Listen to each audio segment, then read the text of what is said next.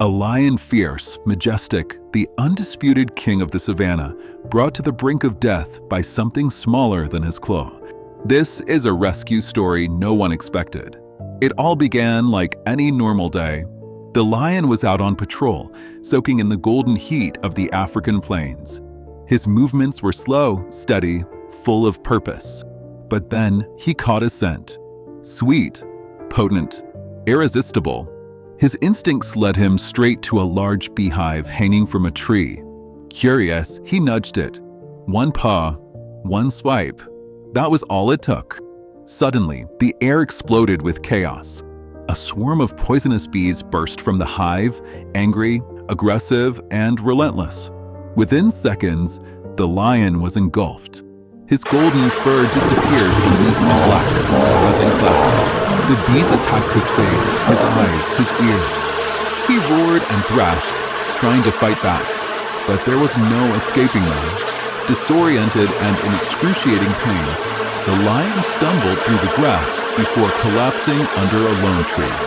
He was no longer the king of the plains. He was a helpless, suffering creature on the edge of death. The bees didn't stop. They kept stinging. He was running out of time. That's when a miracle arrived.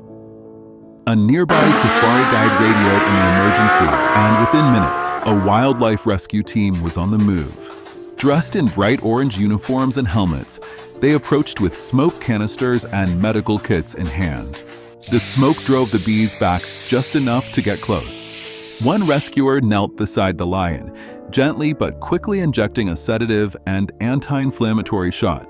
Another covered his face to block any more stings. It was a race against the clock, but they made it.